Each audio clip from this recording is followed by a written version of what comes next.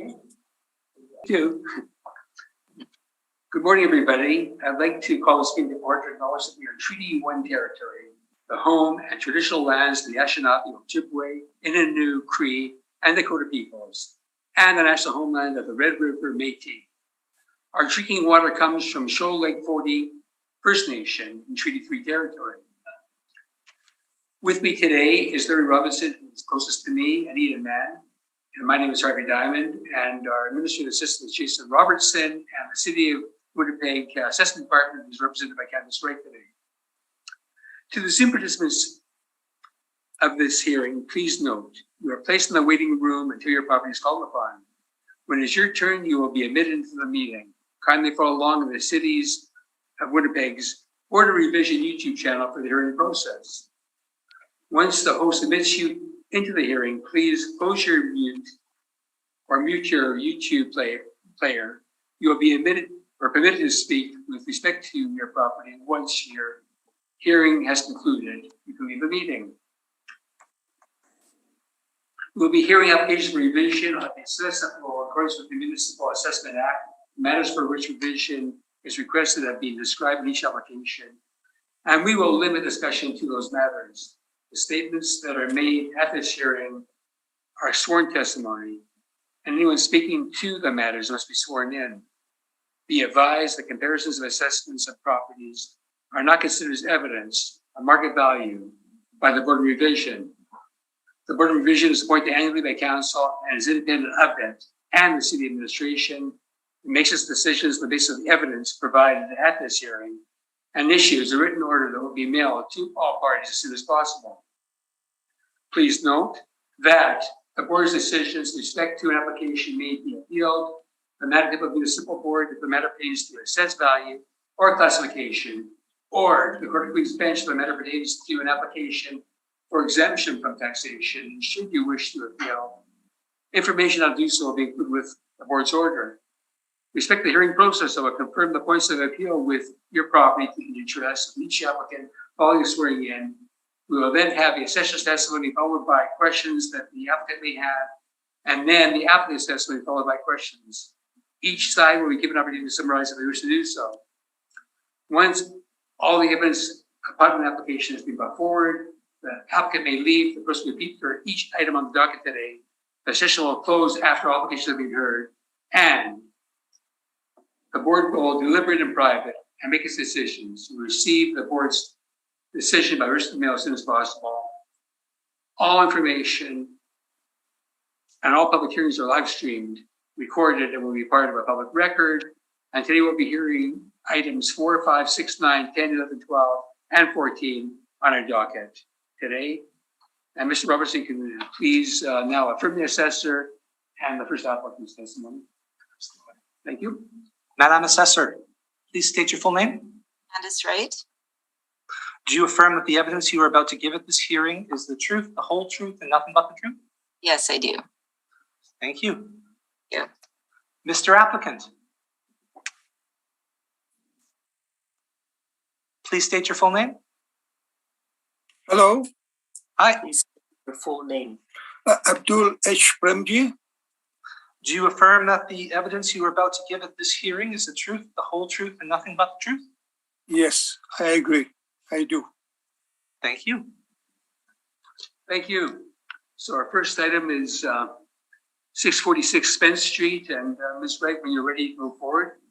Thank you. Mr. Chair, would it be okay if I presented these first two properties together? They're very, very similar and have the same comparables. And I noticed that, and absolutely, as long as the applicant has no problem with that. Yeah, that's fine. Okay, that's fine too. Okay, thank you. The first property is roll number 1305-1574100. The street address is 646 Spence Street. And the second property is roll number 1305-1573800. This property is 644 Spence Street.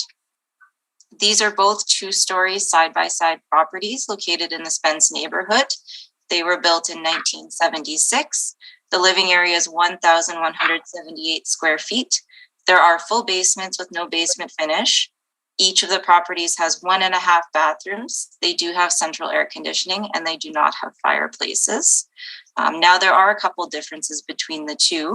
So 646 Spence Street does have a detached single car garage and the lot size is 2,317 square feet. This property does have a commercial adjacent influence and the 2023 assessment for this property is $143,000, which is $121.39 per square foot. And then for 644 Spence Street, just a few differences with that one. This one does not have a detached garage.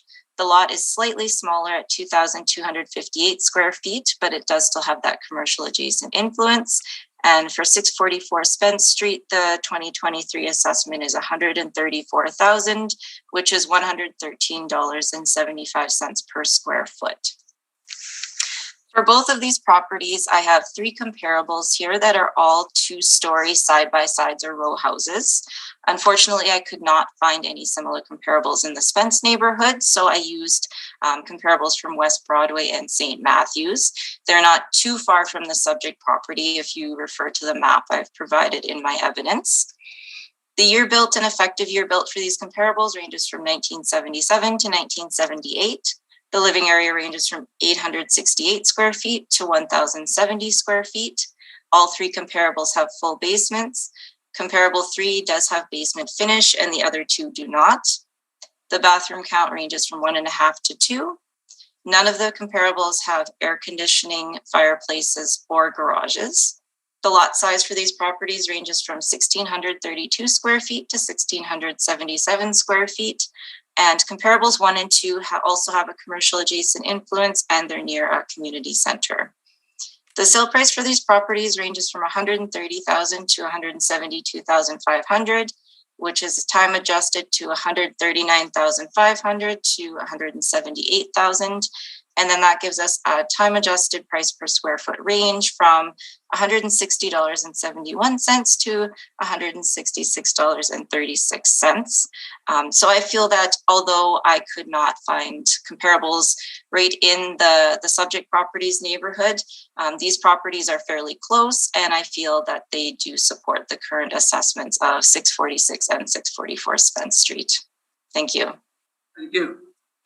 Mr. Applicant, if you have any questions of the assessor, you can ask them now. You're not to give evidence now. That you'll have an opportunity to do in a few minutes. But any questions, if you have any. के चाहिँ तपाईँ पास कुनै सवाल छ या उले पनि हमरा बोलिएन बोलिन्छ No. No questions, okay. Mr. Robinson, do you have any questions to the assessor? No, I don't. Mr. Mann? Just a question with respect to the location of the comps and the location of the subject property, Madam Assessor. Are there any neighborhood influences that would affect the value? I can see the comps have a slightly higher, comps 1 and 2 have a slightly higher valuation per square foot. I notice as well they're south of Portage. Does the location make any difference, or is that with respect to the physical amenities of the side-by-side? And I'm assuming comps 1 and 2 are also side-by-side? Yes, comps 1 and 2 are side-by-side. I feel that the neighborhood would make a difference. Being the subject properties, they're in the Spence neighborhood between Cumberland and Notre Dame. So it's a fairly busy area with there's not traffic directly along the subject property, but there is traffic in the area. There are a number of businesses, apartment buildings, that type of thing in the area. So I do feel that the location of the subject property would be inferior to the comparables. So that would explain the lower price per square foot for those properties. Thank you. That's the only question I have. Thank you. Thank you. And I don't have any questions. So, Mr. Applicant, you can now provide your evidence to us. के चाहिँ હવે તમે કયો તમને કેમ લાગે છે કે ઓછું હોવું જોઈએ? Well, it's fairly rundown area, and we still have a lot of activities which do happen. So as soon as you try to find a buyer who's going to ask for a higher price, they normally shy away with all the stuff happening around there. So this is the reason why I would say that we're getting a jump on the 646 from 128 to 143 is fairly high, which is almost like going is about more than 15% increase. That is not the kind of valuation which the properties have gone up by in that low end area. And if you look at the 644, you're asking 19K increase there from 115 to 134 is also almost like a 15% raise. So if you look at the market value, which has only gone up by a couple of percent, and if you're going to go with 15%, then that has to be a really good side of the property, which we are close to Logan area, which is only two streets away. So people do have to consider that it's not a very high area. No doubt, there is a lot of traffic going on because it's a main route around the place, which is the Notre Dame. So Notre Dame is a main route which the trucks and all the commercial traffic is going to pass. So that part is fine, but that doesn't make the property value go up. We're still in a low neighborhood area there. Okay. Is there any questions that you might have of the applicant? Yeah, are you aware of any sales in your neighborhood that you feel would be similar to your property? Do you know of any properties that have sold? I know. I did go around on the Spence Street area and close to the next street beside Spence is the McGee, and I could not see anything similar to this of the property at 644, 646, which I could give a comparison then to say that, yeah, these two comparable properties, at what price would they go? So that part is the main thing, that there is nothing looking similar like that. And plus, this property is, like you said, were built in 1976. So they are not the ones which you are talking about. The way things are going now is that people are tearing down the old places and making new places. Yeah, naturally, those places will attain a higher value because of the newer residences. But if the building, which has been over 50 years, it's not going to be the way you earlier mentioned. There are a lot of properties on Spence Street now. The homes are being torn down and completely rebuilt. Excuse me, the question I was asking you was, do you have any comparative properties? And Nothing. Just answer the question you can, please. Yeah, so nothing to the similar construction way, the 44 and 646 Spence, which I have seen around in the street beside my home, and the same the Spence Street area. Any other questions, Ms. Wright? No more questions. Thank you. Thank you. Mr. Robertson, do you have any questions? Do you have an idea what you were hoping the assessment would be? Just curious. તમને કેટલા ખપે છે assessment? શું કહે છે? તમને કેટલા લાગે છે assessment હોવું જોઈએ? I think the assessment shouldn't be probably on the 646, maybe about 3 or 5%, maybe higher up is maybe the current market value. But that is also considered going up, is provided I'll be able to sell them. If not, then the value is just going up, where we are not getting the buyers to come and give that amount.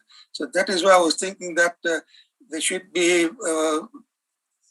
the 3 to 5% raise might not be a bad idea at the moment, because we have to consider that, yeah, there is that much percentage which will go up. But at the moment, since there is no buyer, even if you put any amount up, the cash flow is not going to come because the property is not being sold. So having said that, the jump of this 15K from 128 to 143 is a little bit kind of too high. So maybe if we can go maybe around. I think you answered the question. You said you'd make a 5% increase. So I think that's right. We got that. Thank you. Any other questions, Mr. Robinson? No. Yeah. Mr. Mann, give me questions. Just one, do you have it listed for sale now? Yeah. So for the do you have it listed for sale now? no, Okay, not thank at the moment. And I have a question. Is the property lived in by yourself or is it rented out? પૂછે છે તમે રહ્યો છો કે rent કરેલું છે? No, both places are. I stay on one side. My kids stays. So it's not rented property. Okay, so it's lived in by family members, you said. Yes, exactly. And the other.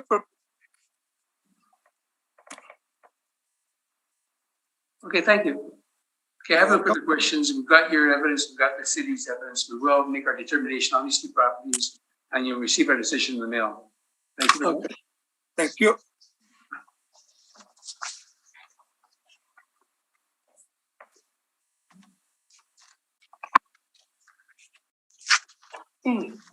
So that takes us to 34 Petro Bay. Item number 6, we have no appearance at the moment, and we want to move on to the next Okay, so item. stand it down then. Yep. Okay. So let's move take it a down look at to item number 9 would be the next one. And that's 786 Minto.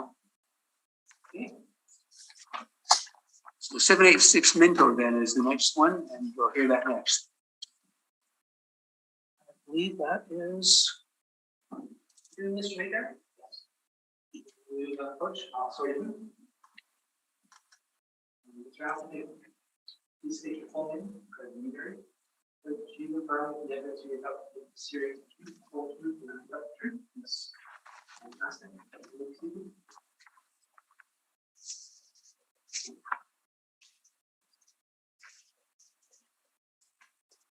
Okay, Ms. Wright, when you're ready, you can go over your evidence on 786 Minto. Okay, thank you. The subject property is roll number 1301-2222-000. This is 786 Minto Street. This is a 2-story duplex located in the Minto neighborhood. It was built in 1951. The living area is 1,752 square feet. There is a full basement with partial basement finish. There are 2 full baths, 1 half bath, and 1 shower. There is central air conditioning, no fireplace, and a detached garage. The lot size for this property is 9,357 square feet, and it has a commercial adjacent, external corner, and medium traffic influences. The current 2023 assessment is $349,000, which is $199.20 per square foot. And I should mention that the property most recently sold back in 2010 for $280,000. So I have 4 comparable properties here that are all 2-story duplexes located in Minto and St. Matthews. The year built ranges from 1946 to 1957. The effective year built ranges from 1952 to 1967. The living area ranges from 1,768 square feet to 2,284 square feet. All comparable properties have full basements with some basement finish. Comparables 1, 2, and 3 are fully finished, and comparables 2 and 3 are fully finished, and comparables 1 and 4 have partial basement finish. The bathroom count ranges from 2 to 3. Comparable 2 has central air conditioning, and the other comparables do not. Comparable 3 has a fireplace. All have detached garages. The lot size ranges from 3,478 square feet to 4,321 square feet. Comparable 1 has a commercial influence, and it's located on an external corner. Comparables 2 and 3 are on external corners and have medium traffic influences, and comparable 4 has a commercial adjacent influence. The sale price for these properties ranges from $300,000 to $396,000. The time adjusted sale price ranges from $306,300 to $404,300. That gives us a time adjusted price per square foot range of $170.47 on the low end to $190.34 on the higher end. So based on these for comparables, I do feel that the current assessment of $349,000 is slightly high. So I am recommending that that assessment be reduced to $330,000, which is $188.36 per square foot, to bring the assessment more into the range of those comparable properties. Thank you. Thank you. Mr. Maker, if you have any questions of the assessor, you can ask them now. No questions. Mr. Mann, do you have any questions? No, I don't. Nor I. Yeah, I guess my question is, I noticed that your recommendation does bring it down, but it's still higher than most of the comparables. Can you tell me why this property would have a higher value than 3 of your 4 comparables? And is that higher on the per square foot basis? Yes. Yes. Okay. So that typically a smaller living area, likely the market will result in a higher price per square foot. So the subject property is smaller than all of the comparables. It's very close in size to comparable 3, actually. So I feel when you look more at the overall value, the time adjusted sale price range from $306,300 to $404,300. So I feel that that recommendation of $330,000, if you look at that overall value, I feel that that would be reasonable.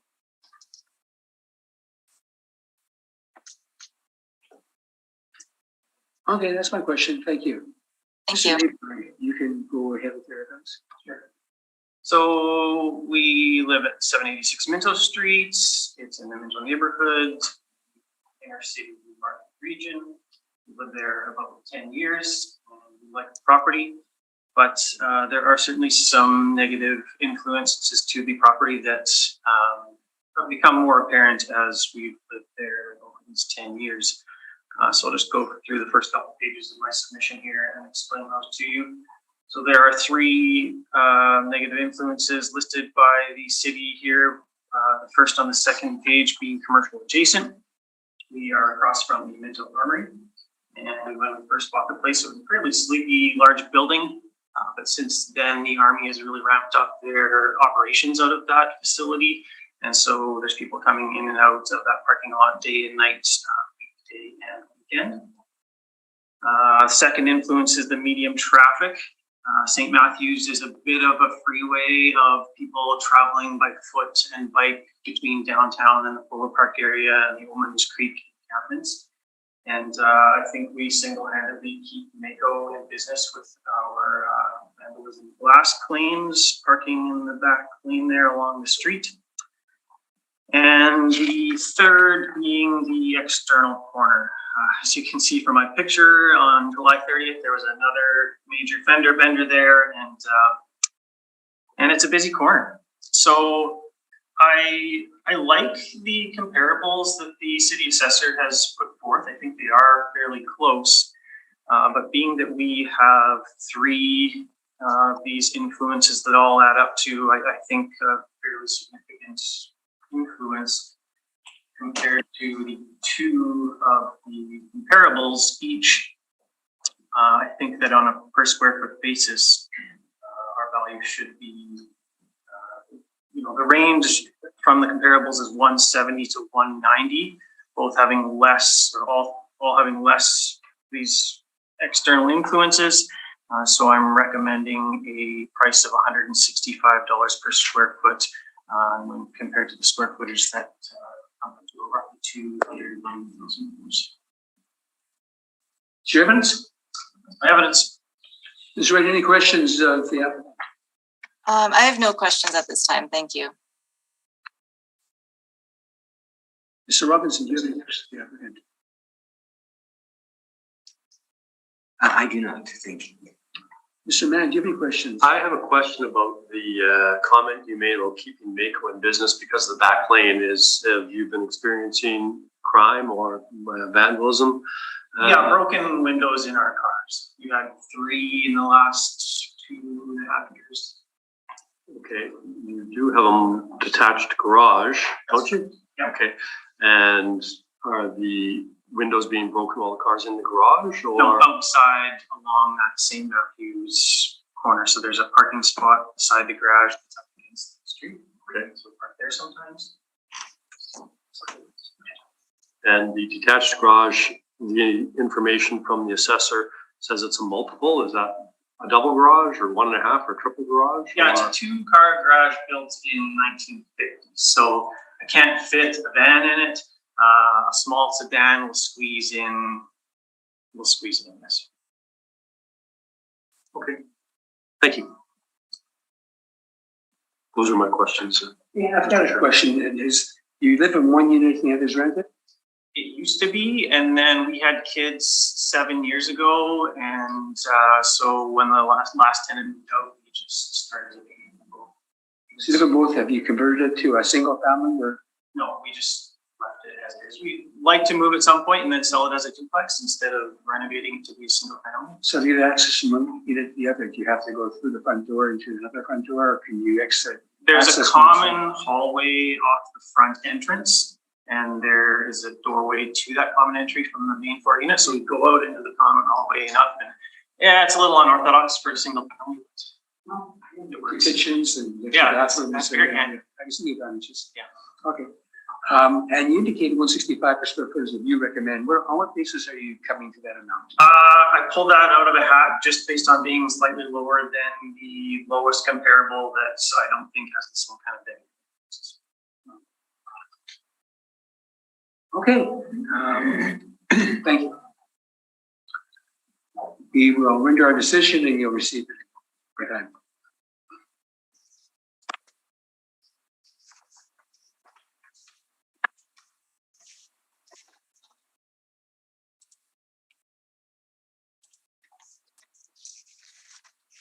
Items number 10 and 11, we also don't currently have an appearance for. If we want to push that Stand further one down. down as well. Item 12 is the next one. Admitting him to the Zoom. He's coming in from Zoom. Okay, number 12 would be 130 Hessler. Yes.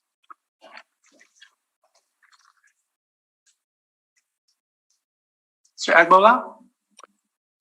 Hello. Hi. Hi. I'm going to swear you in now. Please state your full name. My name is Abdulaziz Adeshola Agbola. And do you affirm that the evidence you are about to give at this hearing is the truth, whole truth, and nothing but the truth? Yes. Thank you. Thank you. So, Ms. Wright, when you're ready, you can present your evidence on subject property. Thank you.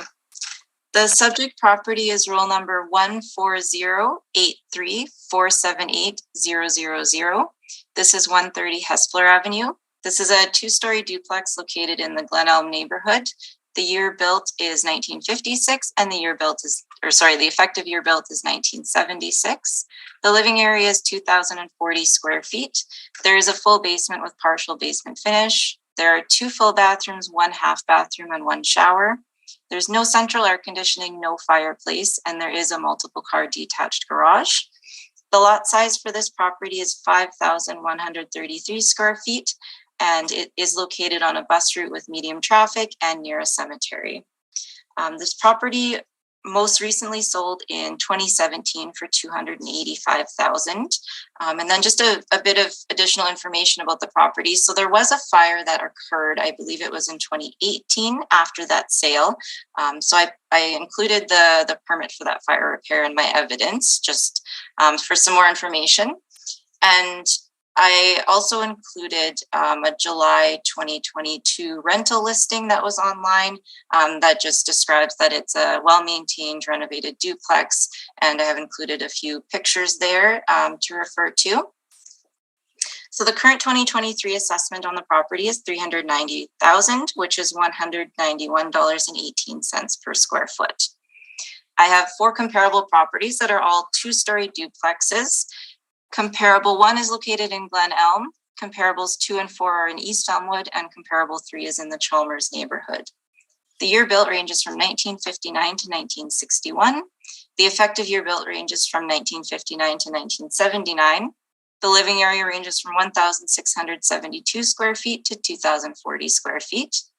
All comparable properties have basement finish with some basement finish, either full or partial. The bathroom count ranges from 2 full baths to 2 full baths with 2 half baths. Comparables 2 and 4 have central air conditioning. None of the comparables have fireplaces, and comparables 2 and 3 have detached garages. The lot size for these properties ranges from 4,077 square feet to 5,410 square feet. And the sale price for these properties range from $319,000 to $387,900, which is time adjusted to $356,000 to $424,000, which gives us a range of the time adjusted price per square foot between $182.49 and $226.73. So I feel that based on the current condition of the subject property and these 4 comparables, that the current 2023 assessment of $390,000 is supported by market evidence. Thank you. Thank you. Mr. Applicant, if you have any questions of the assessor, you can ask them now. No, not at this time. Mr. Mann, do you have any questions of the assessor? I do, Madam Assessor, with respect to the effective year built of the subject property of 1976, I'm just looking at the extent of the work that was, I guess, permitted as a result of the fire in 2018. And my question is, on what basis or how did you arrive at the 1976 effective year built? So that would be a calculation that we would use with different updates that can be done to properties. So things like the kitchen, bathroom, flooring, interior trim, all of those factors would be taken into consideration to calculate that effective year built of 1976, or an additional 20 years from the original year built of 1956. Okay, I guess follow-up question is, with the amount of reparations and the amount of work that was done in 2018, why is there a difference between the 1976 to the 2018, or it's a considerable period of time? Sorry, so is your question, why is the effective year built not 2018? Yes, so are closer to 2018 than 1976. The effective year built is calculated basically as how many years of lifespan was added to the property with these renovations. So typically, I mean, the building itself is still a 1956 structure. So typically effective ages would not be reflective of the year the work was actually completed. It's just more reflective of how much life was added to the building when those renovations were done. So we calculated that at about 20 years, that it would give that an extra 20 years of lifespan to the building with those renovations. Okay, thank you. Thank you. That's the end of my questions. Thank you. I guess my question is, I'm looking at the property. I know where it is, and I know it's the feeder street for Redwood Bridge, which I think would probably be more than medium traffic. Would you agree with that? I see it has medium traffic influence, but I think it might be understated. Sorry? I think that might be understated. The traffic influence. As of right now, we have all of Hessler Avenue designated as medium traffic. So typically heavy traffic would be reserved for streets like Portage Avenue. I believe Henderson may have heavy traffic. They're really major streets through Winnipeg. So something like Hessler, at this time, we have it categorized as medium traffic. Okay. And this side, it's on the west side of Henderson Highway, between the Red River and Henderson Highway, correct? Yes, yeah. So it's between Henderson and the river. That's correct. Your comparison number 1 is the only property that is in that area. Yeah. And that is a property on Martin Avenue that has a similar year built, but hasn't had the renovations that this one has. But that's correct. But it's very similar though in a lot of ways. Yeah. And admittedly, it's on a nicer, better area because it's not on a high traffic street. Yeah, so unfortunately, when I was looking for comparables, I don't believe there are too many duplexes in Glen Elm, and very well, just this one sold at all close to the reference date. So that was the only one I could use. That property at the time of sale was more original than the subject. So yeah, I would recognize that it's on a quieter street, superior street to Hessler, but at the same time, fairly original and less renovated than the subject property. Okay, that's fair. And I know that these Helmet properties are not as good an area as Glen Allen. Yeah. So they're, I think I commend you on finding the comparisons you did. I know it's not easy for properties like this. Yeah, there aren't too many, but yeah, luckily there were a few that weren't too far away from the subject property. Okay, thank you. Thank you. Mr. Applicant, you can now provide your evidence to us. Yeah, thank you very much. I really appreciate the opportunity to make my presentation. I did submit as an evidence from a radar to do a comparable sales analysis, and I submitted that. As you can see, like the assessor rightly said, there aren't many comparables that can be done on Hessler Avenue. But my major concern is that, she included the rental advertisement, which I put there. It's been extremely very difficult to rent this place because of the location. And I don't know, I have no control on how the city designates what is a medium traffic or high traffic, but it's been a major concern where we're not able to find tenants. And also because it's located on the west side, like you said, is back in the cemetery. That in itself is a concern. So even though I did some renovations in 2018 to put it up to make some repairs on the fire damage, I do not think it should be as high as this, especially if you can now. There are a lot of comparable duplexes on Hessler Avenue itself, but like you said, is not acceptable as an evidence because his assessment comparable is not accepted. But I look at that. My property was obviously the highest, of all the duplexes there. But when I was looking at the sales analysis that was done by Rachel for me, he concluded that my house, in terms of comparable sales analysis, shouldn't have been more than 360,000 as opposed to the 390 that was assessed.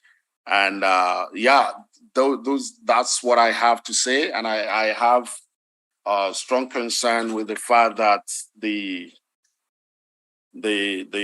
place is back in the cemetery. It has an effect on the value of the property. And I don't think if I have to sell that house today, I cannot get it at that. I cannot sell it at that price. Not in any chance at all. So I think it's really higher than what should be, and that's why I'm making this presentation. Thank you. Thank you. Any questions, Ms. Wright? Just a couple questions about the comparables that were provided here from your real estate agent. Are you aware that 3 of them, the sales actually occurred after our reference date of April 1st, 2021? After the 2021? 3 of them. Yeah, that's a possibility, but I do know that there are other ones that fall before that date as well. Obviously, it is very difficult to find comparables, as you rightly said. So, yeah. Okay. Just one other question. So that rental listing from July, has that unit been rented now, or is it still? Are you still looking for a tenant? I'm still looking for it. It's been open for almost close to 2 years now. Like I said, it's been a challenge because of the high traffic area, the proximity to the cemetery and all of that. So it's been a challenge for sure. Okay, thank you. Yeah. Thank you. Mr. Mann, any questions of the applicant? The question I have with respect to your comps, sir, are the year built. I see that the year built is, with the exception of the last comp, which says 2019 under construction, they're all in the 1950s. One is from 1907. You're on 314 Riverton Avenue. Did you have an opportunity to inspect any of those properties or look at them to see if any renovations have been done? Not all of them, but a few ones, and yeah, I couldn't tell if there were renovations done, but it seems to be in a pretty much comparable standard with my property. Okay, thank you. Mr. Robinson? No question. No. I'm looking at your comparisons, and I note that you show quite a few of them. You have broken down the price that they sold for per square foot, but none of them have been time adjusted. Oh, sorry. What was that question? I couldn't get it. I see that none of your per square foot comparisons of the properties that you're using, you broke them down to the price they sold for per square foot, but you haven't time adjusted any of them? No.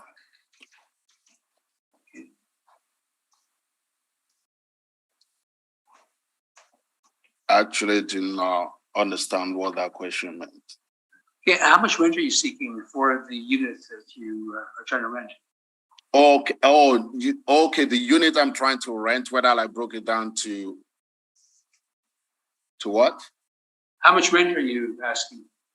$12.25, which is comparable to the rent in the neighborhood. So that's pretty much how and plus all the renovation that have been done. And even if you look at the picture, I did make certain investment by buying new appliances just to incentivize people to come in. But still, I noticed it's not the building itself, it's just the neighborhood in terms of, how they feel is convenient for them in terms of the traffic and the symmetry and. Yeah. Okay, I see how much rent we already read that. I guess the next question I have is: are there separate meters for any of the utilities? Utilities are all included except the electricity. Yeah. Okay, electricity is not inclusive. Electricity is metered separately. Is that your answer? No, that's why the utilities are included, because the water is included. Right.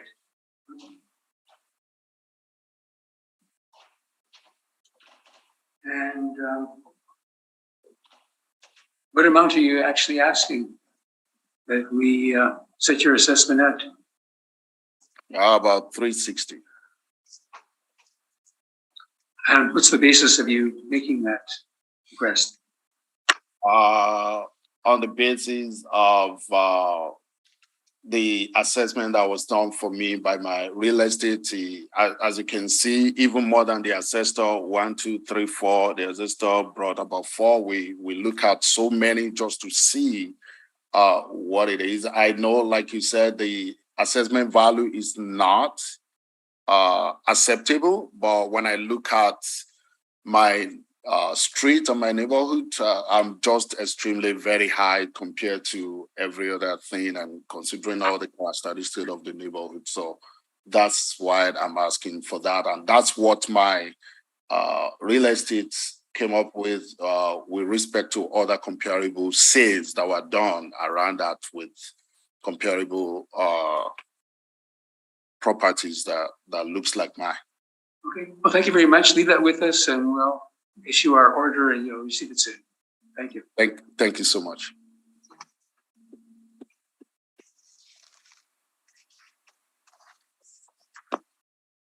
Okay. And Mr. Robinson, which you quoting next? 14. 14? Okay.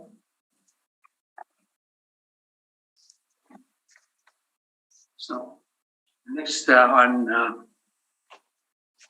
14, which is a roll number, and Ms. Wright, when you're ready, you can proceed. Mr. Foley?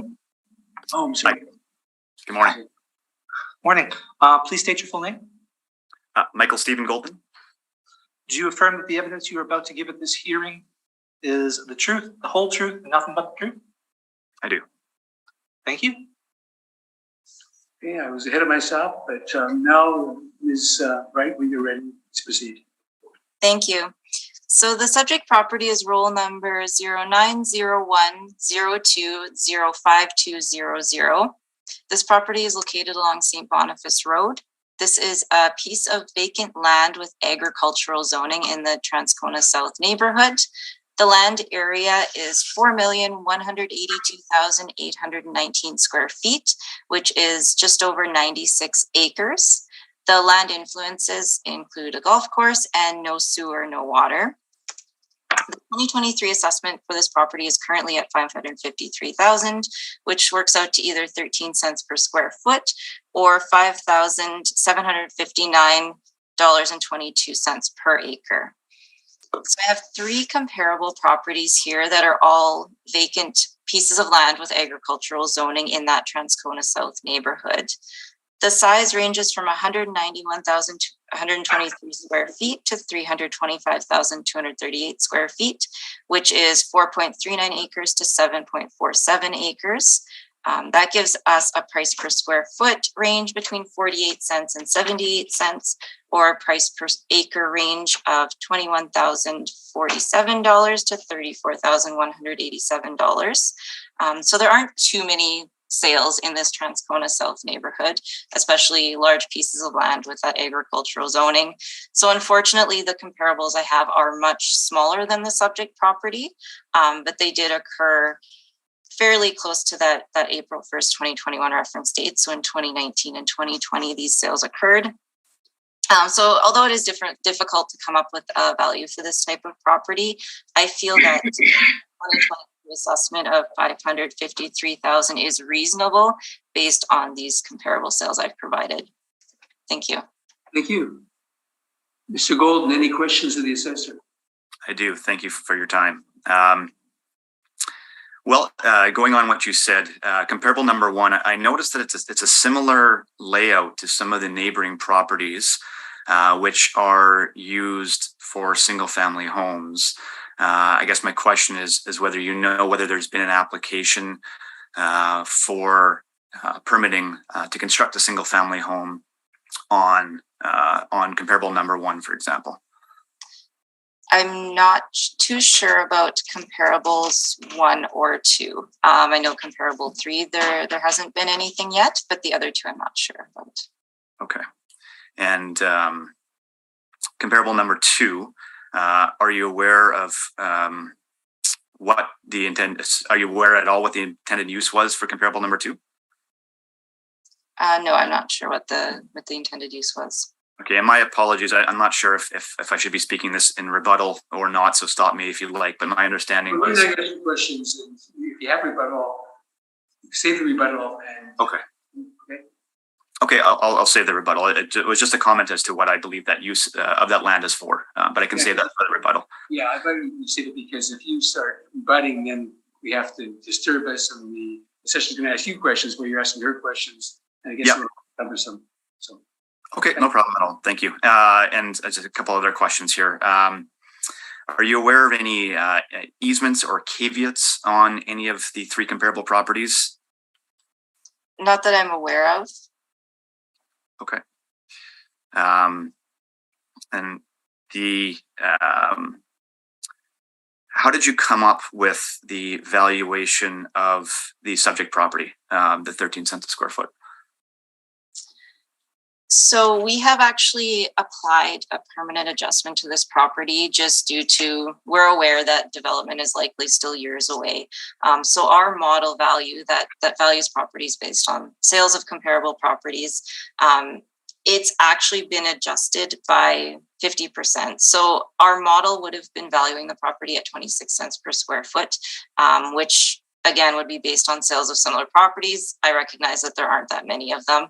And with a property this large, obviously the price per square foot would be lower than these comparables I've provided.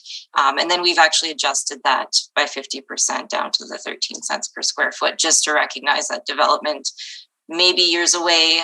There are many restrictions and things that need to be done in the area before development can proceed. Okay. Are you aware that this property did sell in June of 2017? Yes, I am aware of that. Did that transaction price come into your calculation of the current market value as of the reference date? At this point, I didn't consider 2017 sales as much because there were some sales that had occurred in 2019 and 2020. So as we move further from that date, I gave it less weight for this assessment. Right, but the sales that occurred closer to the reference date were between 13 and 22 times smaller than the subject property. Would you think that there should be some weight given to the sales price that occurred in 2017? I'm also unsure about that sale. Was it an arm's length transaction? Was there an appraisal done at the time of that sale? I mean, when you look at the overall sale price, I know that 2017 sale was $150,000 for 96 acres. And then you look at, for example, comparable 2 is 7.47 acres sold for $182,000. So, I mean, it is difficult. And I know when one sale doesn't make a market. So it's tough to say which sales are more reflective of the market, especially in an area where like this, where there are very few sales to go off of. Yeah. Okay, I understand. I'll present some more evidence in my rebuttal. Thank you. Thank you. Mr. Robinson, do you have any questions for the assessor? No, I do not. Mr. Mann, do you have any questions? I do, with respect to the reduction, the price per acre. Use price per acre because it's just easier for me to calculate that. The price per acre is about 75% less than the price per acre as noted in your comparables 1, 2, and 3. You did explain that there was a calculated amount in the model and then another 50% reduction. I wonder if you could explain to me, please, how you arrived at a 50% reduction from the model that had either recommended or come out with a figure of 26 cents and then a reduction to 13 cents. Is that also an input into the model, or is that as a result of other calculations? Sorry, so your question was how the model calculated the original 26 cents per square foot, or how the 50% adjustment was decided? Well, if you could talk about the 26 cents, please, and then how the 50% was arrived at as well. Please. Okay. Thank you. So the model value of the 26 cents would be based on sales of similar properties. Again, like I've said, there aren't that many, but our computer model that uses all of the data and sales and statistical analysis, it calculated 26 cents per square foot.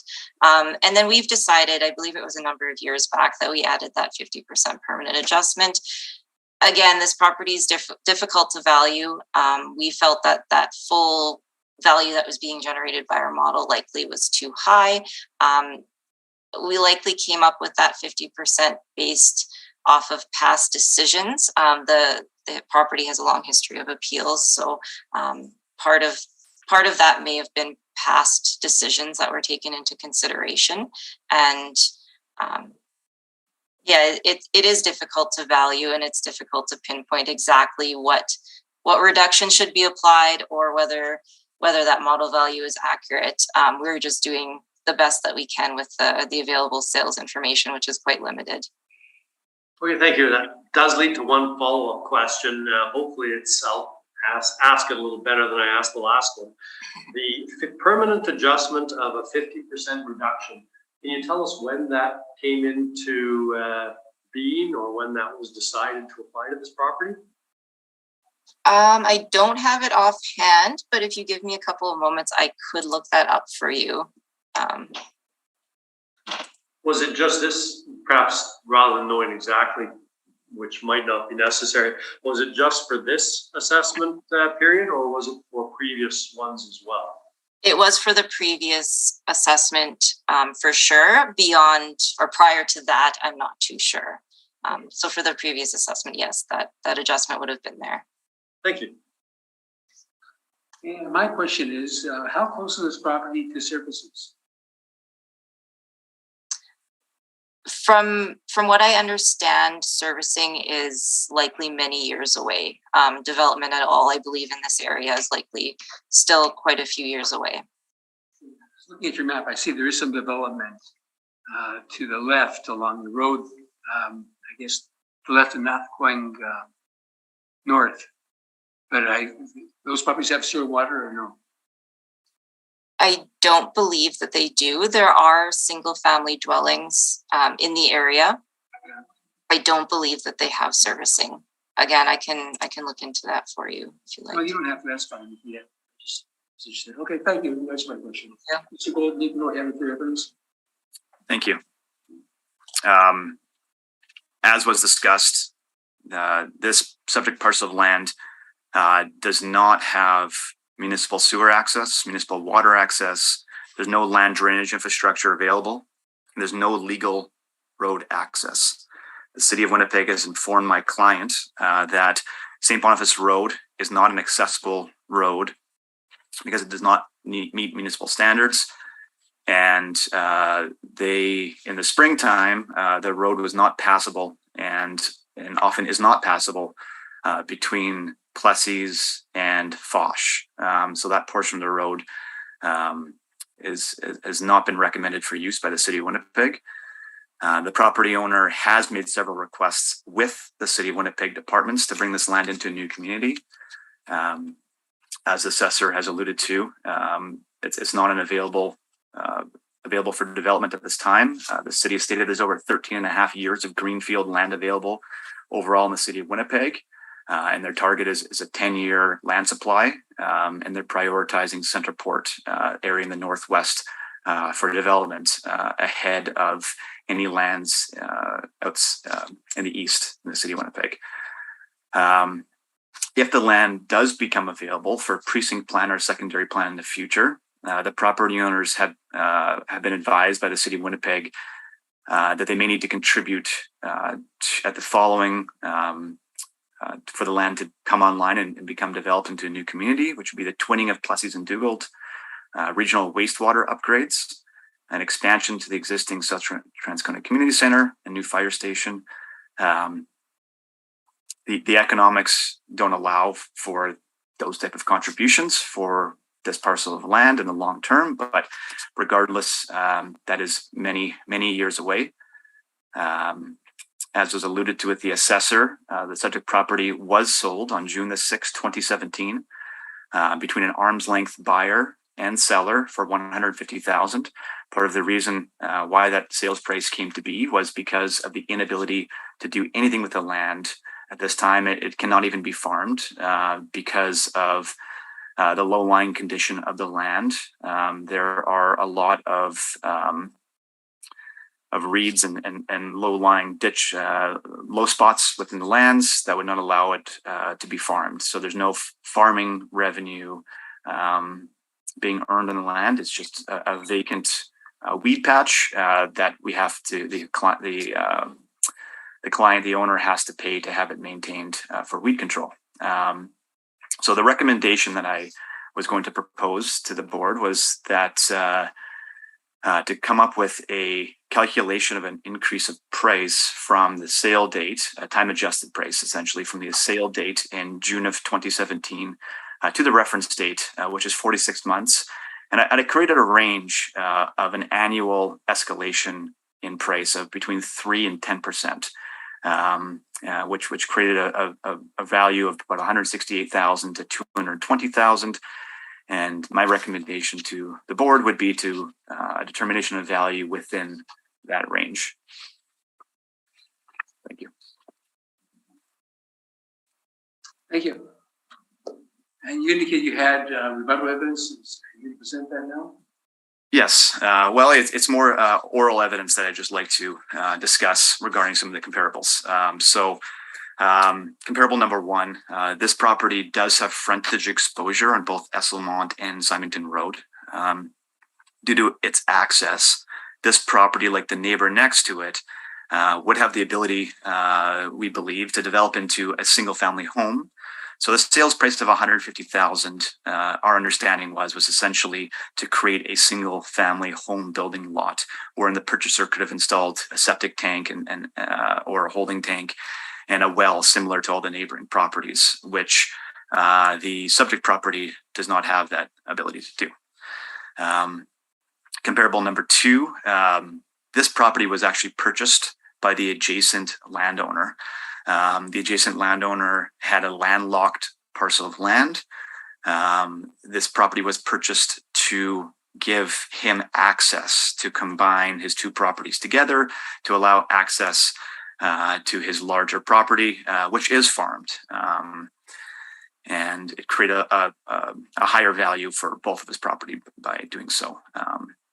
And then I guess my last point really is that the range of sizes of the comparable properties are between 13 and 22 times smaller than the subject properties and have attributes such as exposure and access, which this property does not because the city has prohibited access off of St. Boniface Road.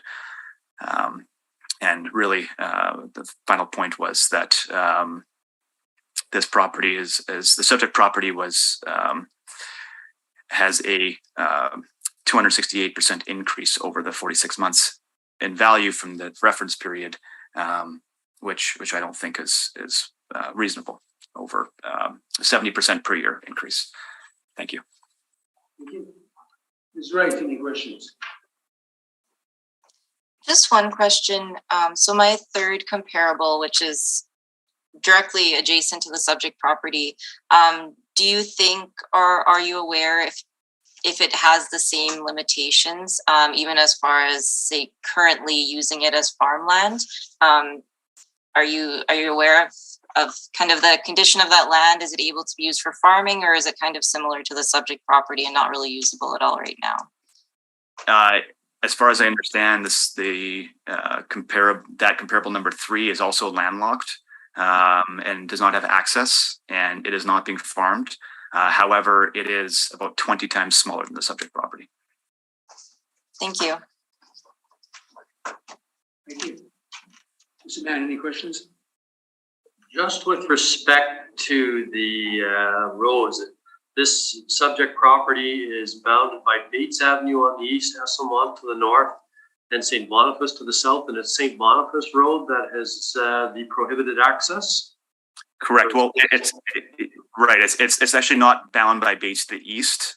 Bates to the east is just grass. It is a future road reservation that a strip of land that the city of Winnipeg owns, and that they've held for future road development. But it's just a patch of grass.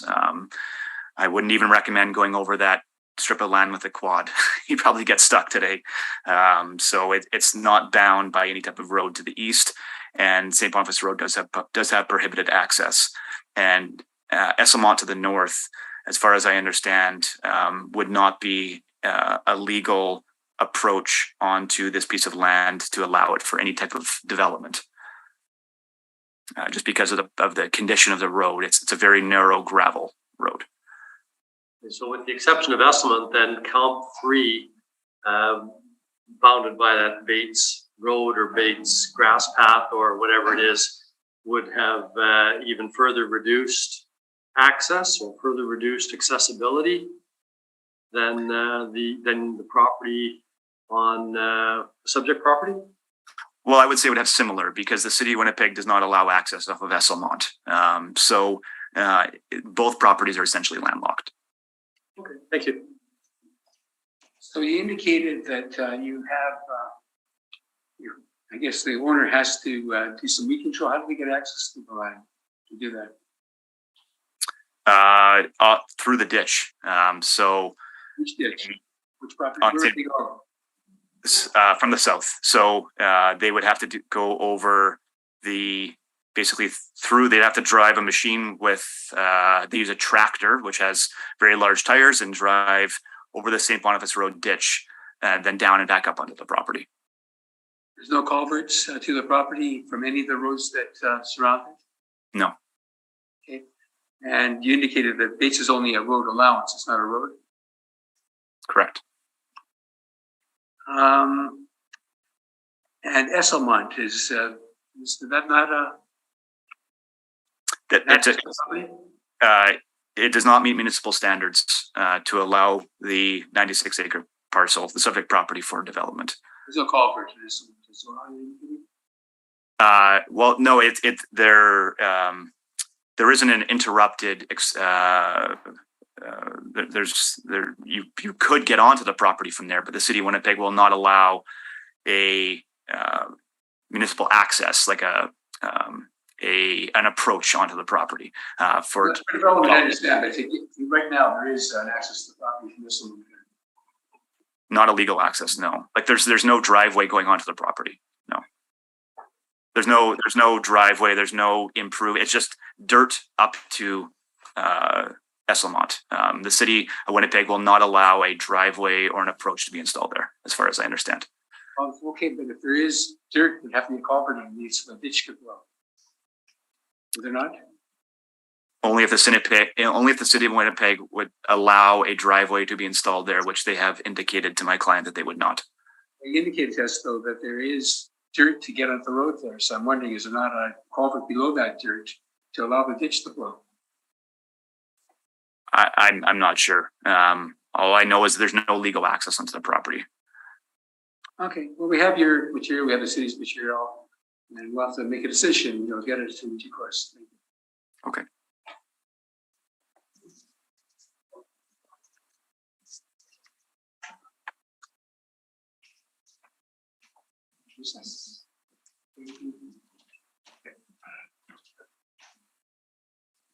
That's right. There's certain properties that we have there where there's been no appearance and nothing filed.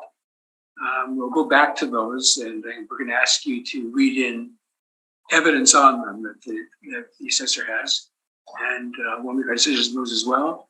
And the first one that we're doing then would be 34 Petro Bay. Okay. You ready? So just to confirm, you would like me to go over my evidence for each of these properties? We would. Okay, thank you.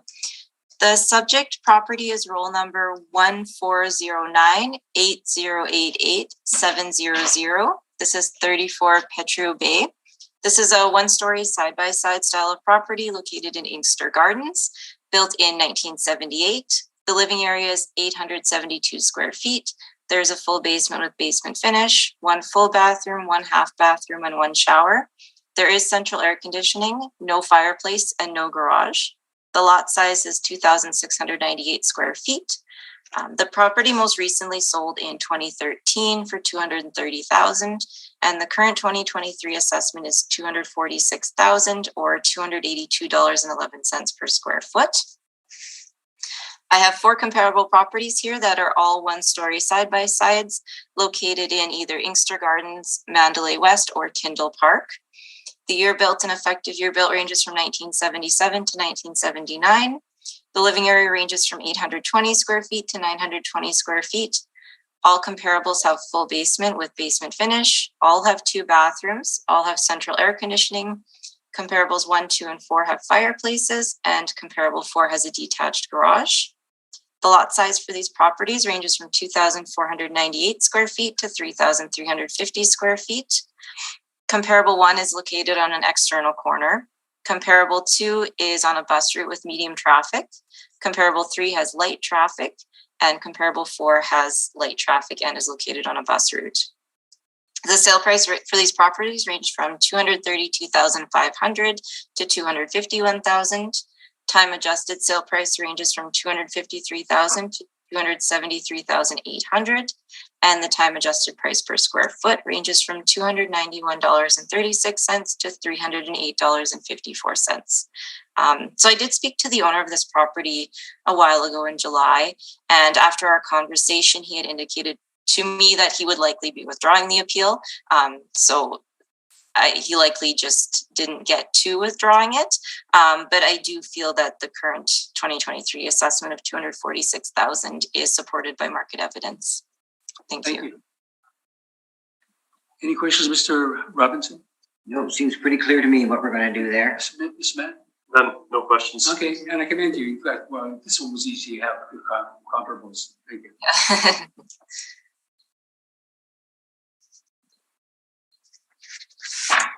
Okay, And I believe this will be property Jubilee. Yes, item 10. Yeah, so next we'll do 754 Jubilee. okay, thank you. The subject property is roll number 1200165810. This is 754 Jubilee Avenue, which is a 2-story duplex located in Lord Roberts, built in 1953. Living area is 1,768 square feet. There is a full basement with basement finish. There are 2 full bathrooms. There is central air conditioning, no fireplace, and there is a detached multiple car garage. The lot size is 8,107 square feet, and there are a number of influences. As it's located on Jubilee Avenue, there is medium traffic, and it's located on the bus route. It's adjacent to commercial properties, and it is located along the Red River. The current 2023 assessment is at $441,000 or $249.43 per square foot. I have 4 comparables here that are all 2-story duplexes located in either Lord Roberts, Abbey Wentworth, or the Earl Grey neighborhoods, which are all fairly close together. There weren't too many sales of duplexes in Lord Roberts, so I had to go out of the subject neighborhood. The year built ranges from 1953 to 1961. The effective year built ranges from 1954 to 1969. Living area ranges from 1,842 square feet to 2,240 square feet. All comparable properties have full basements. Comparable 1 has a fully finished basement, comparable 2 has no basement finish, and comparables 3 and 4 have partial basement finish. All comparables have 2 or 2.5 bathrooms. All have air conditioning except comparable 4, and all have detached garages except comparable 2. The lot size for these properties ranges from 3,826 square feet to 7,295 square feet, and comparable 4 is located on Jubilee, so it does have that medium traffic, but it is not located on the river. The sale price for these properties ranges from $390,000 to $475,000. Time adjusted to $422,800 to $491,200, which gives us a time adjusted price per square foot range from $210.27 to $264.60. So I did speak to the owner of this property, and he had submitted a few pictures of, I guess, the basement in the duplex had flooded. So there is still basement finish there, but it does have water damage. So I was able to adjust the condition of that basement finish to reflect that it has been water damaged, as well as he submitted a few pictures of the outbuildings, the garage, and then there's another shed that doesn't show up on the comparable report that are in fairly poor condition. So I was able to adjust the condition of those as well. And with those changes, I came up with a new value of $428,000, which the owner did agree to. I have included his email on the last page of my evidence. So he did agree with that $428,000. There were just issues with signing an agreement ahead of time. So I had let him know that I could present that email at the hearing with my recommendation of $428,000. Thank you. Thank you. Any questions, Mr. Robinson? None at all. Mr. Mann? No, thanks. And I don't either. Thank you very much, Ms. Rose.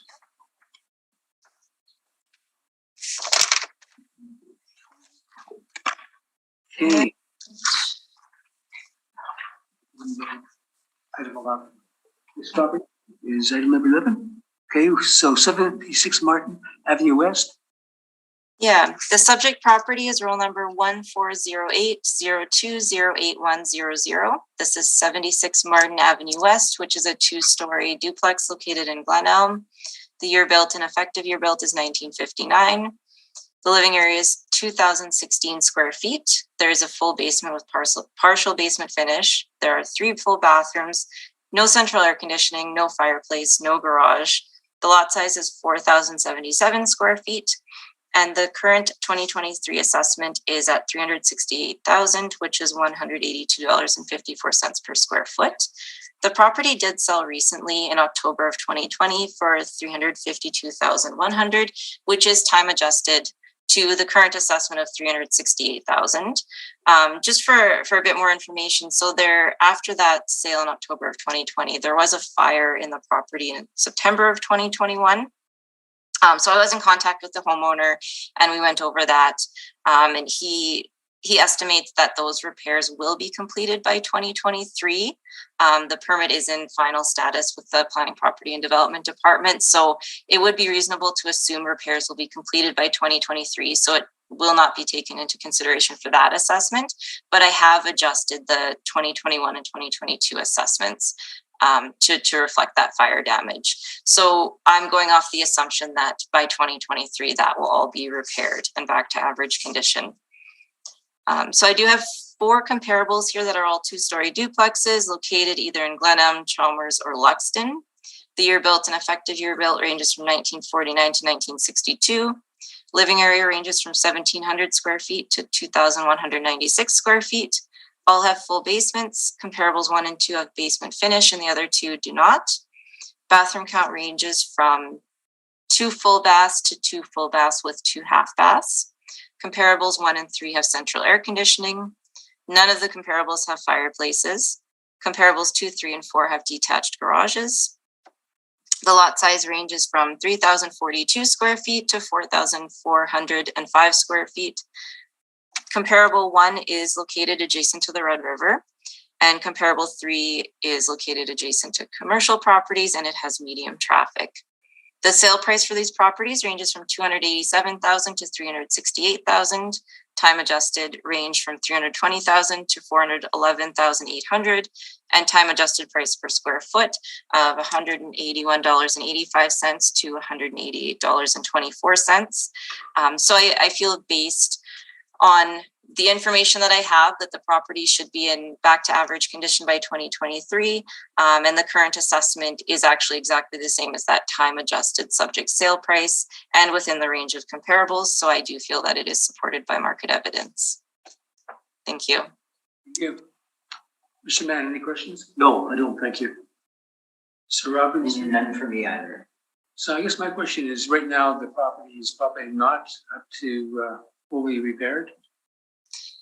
I believe it's kind of in the final stages of being repaired. It's not fully completed yet. And as far as I understand from the information from the owner, the unit that had the fire is still vacant. But he estimates that work should be completed by the end of this year. And so they can't rent out that unit at this point then. Sorry? Right now, that unit's not rentable then. No, and I have adjusted the 2022 assessment to reflect that there was a fire that caused damage to one of the units.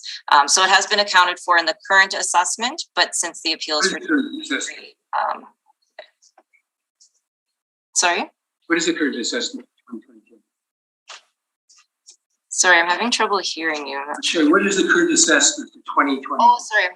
The current assessment. So I'll have to look up the reduced assessment. Just bear with me for one moment here. I don't have the numbers offhand.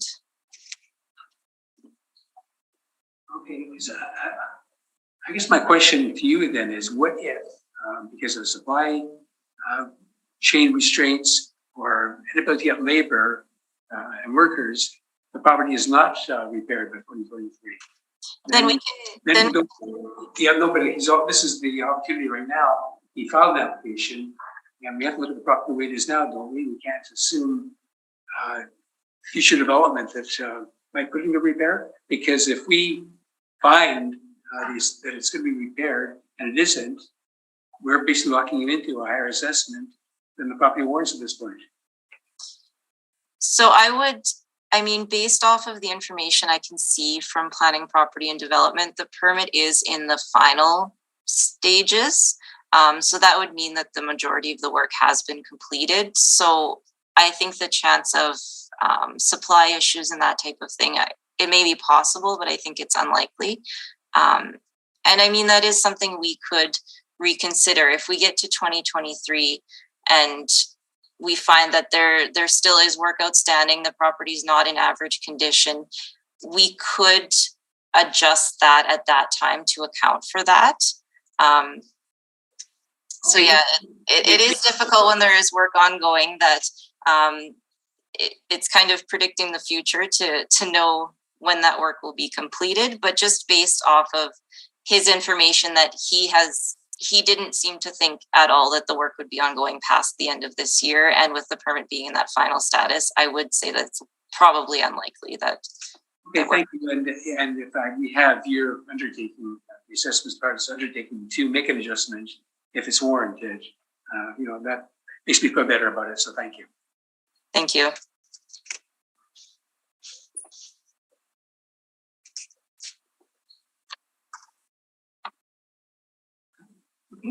So I believe now that we've completed all matters that were on the agenda, so I'm going to call this meeting closed. Thank you very much, Ms. Wright, for all your evidence and your presence today.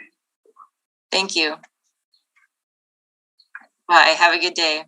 Thank you.